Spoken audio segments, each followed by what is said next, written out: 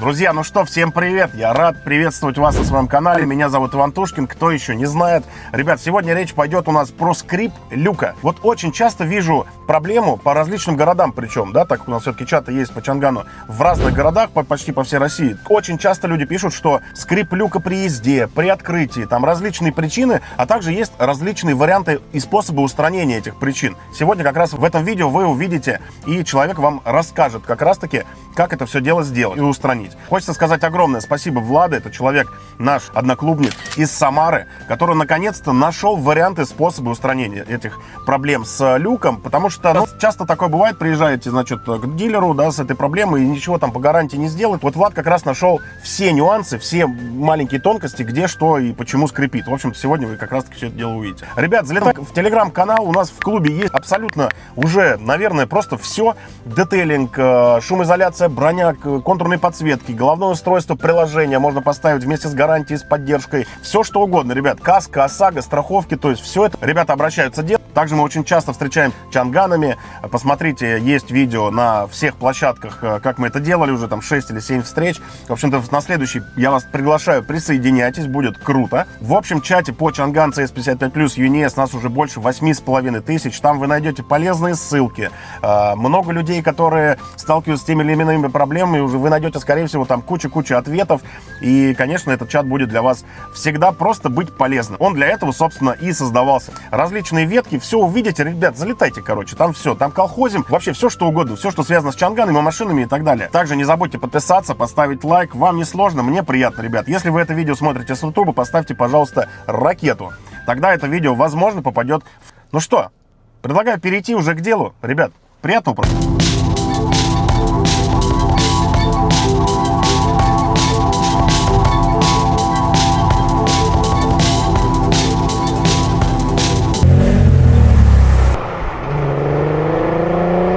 Всем привет! Ваня Тушкин давно меня просит уже подснять видео по поводу устранения скрипов люка и неровности на дороге. Зачастую это устраняется очень-очень просто. Это промазывается сам периметр люка, то есть сама пластиковая рамка, а также прилегающая уплотнительная резинка также промазывается смазкой, и 80% проблем уходит, связанных со скрипом.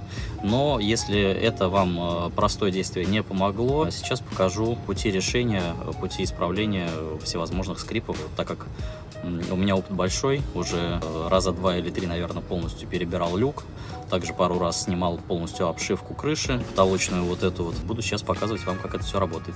Повторюсь, первый самый очевидный момент — это скрип, связанный с прилеганием пластиковой рамки к резиновому уплотнителю. Как решается этот вопрос? Начисто вытирается влажными салфетками, полностью, чтобы ни смазки, ни лишней пыли, грязи у нас не было.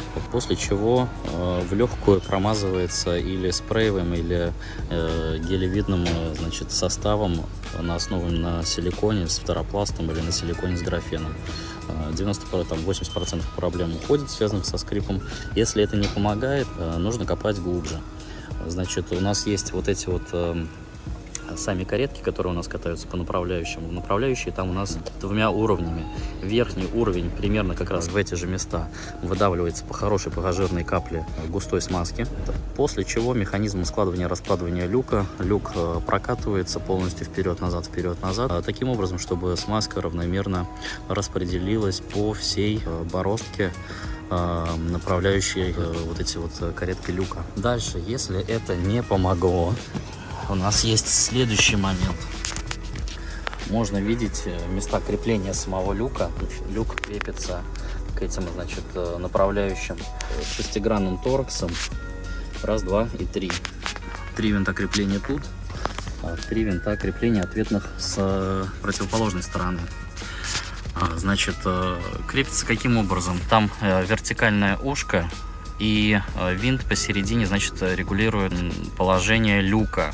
Мы полностью ослабляем все 6 винтов с двух сторон, закрываем люк и смотрим, в каком положении у нас люк относительно всей крыши.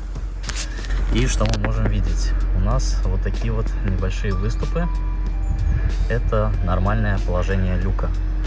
Если у вас или выше, или глубже, это также может быть причиной, связанной со скрипом люка. То есть вы опускаете фактически в расслабленном состоянии, так чтобы вы рукой трогали люк. Он у нас полностью был подвижным. Вот, закрываете его в таком положении, после раскрываете и фиксируете с одной стороны таким образом, чтобы вы четко видели, какое у вас расстояние вот этой вот петельки, регулирующей внизу. Вот видите, ниже самого фиксирующего винта есть небольшое свободное пространство. Вот это свободное пространство мы запоминаем. Так, не обращайте внимания, у меня тут немножко смазки попало. И ровно такое же количество пустого пространства под винтом мы оставляем с противоположной стороны. То есть придерживаемся принципа, чтобы у нас люк был зафиксирован по относительно этих регулирующих овалов симметрично с двух сторон. Симметрично регулируем. Если этого не помогло, еще может быть проблемой это сопряжение самого люка и катающихся вот этих вот направляющих.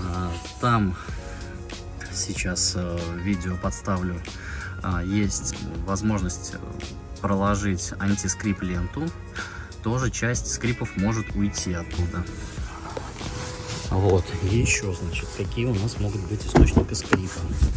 Это 99% вопросов решается именно таким образом. Если все это не помогло, также источником скрипа могут быть, извините меня за варварский демонтаж, мне можно, я уже много раз это делал. Значит, как это выглядит? У нас тут система 3М грибочки. Она может быть просто не подщелкнута. И на ходу может издавать такой цокающий звук.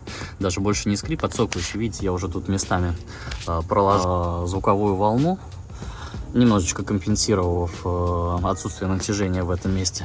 Вот. Выглядит это следующим образом на кочках. Слушаем.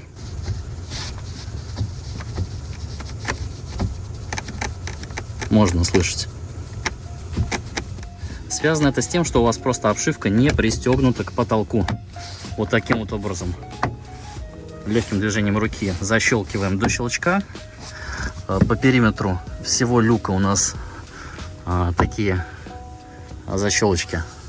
По периметру, значит, всего люка такие защелочки у нас находятся. Просто прощелкиваем и тестируем. Ну, вот по опыту могу сказать, что все возможные скрипы, звуки, стуки в данном случае должны быть устранены. Если у вас есть опыт устранения скрипов каким-либо еще методом, прошу, делитесь в комментарии, можете писать мне лично в Telegram, и давайте обсуждать вместе проблемы. Может быть, какое-то комплексное решение еще совместно выявим. Я надеюсь, что смог быть полезным, смог ответить на большую часть возникающих вопросов по скрипу люка, потому что, конечно, я понимаю, что это очень бесячая история, когда на диагональных свешиваниях, на кочках начинается вот это вот подскрипывание. Ну, это решается очень просто, буквально 4 капли смазки в рельсы, немножечко на пакетик, обмотанный вокруг пальца, смазки промазать сам люк и саму уплотнительную резинку, и думаю, что у вас все получится. Ну, у самых, скажем так, неудачливых попробуйте проложить антискрип на места примыкания люка к направляющим полоскам вот этим, и также попробуйте еще просто рукой продавить потолок изнутри на предмет отщелкивания вот от этих грибков. Думаю, у вас все получится, ничего сложного в этом нету, все решается элементарно. По поводу смазки какую-то конкретную рекомендовать не буду. Подойдет любая из Озона, Wildberries или из ближайшего автомобильного магазина. Главное, чтобы это был не просто силикон пустой, а силикон с фторопластом или силикон с графеном. Это даст вам просто большую износостойкость, чтобы не так часто пришлось мазать. Вот. Но перед любыми манипуляциями, будь то прокладка смазки в направляющие, значит, рельсы, либо прокладка смазки в сам периметр примыкания, значит, пластика к резинке. Перед любыми манипуляциями советую начисто все вычистить влажными салфетками, чтобы удалить все остатки старой смазки и грязи. Все, всем привет. Если что, пишите в Telegram Лока или Кока. Постараюсь ответить всем. Ну что, какие-то вот такие способы, ребят. Надеюсь, что вам человечек рассказал все достаточно доступно. Если у вас, еще раз, да, то есть подчеркну, Влад уже про это сказал, если у вас какие-то вопросы остались, залетайте в телегу, увидите пост про эту тему, да, про скрип люка, и там в комментариях можно задать вопросы, а может быть вы уже увидите какие-то ответы на вопросы людей и так далее. Либо вы можете напрямую написать Владу, соответственно, спросить, может быть, какие-то нюансы, что-то еще недопоняли там и так далее. Поэтому пишите, звоните, как говорится, да. Вот такой вот видос получился, ребят. Рад быть для вас полезным. Подписывайтесь, ставьте лайки. Не забывайте. Если что, я на связи. Пока-пока.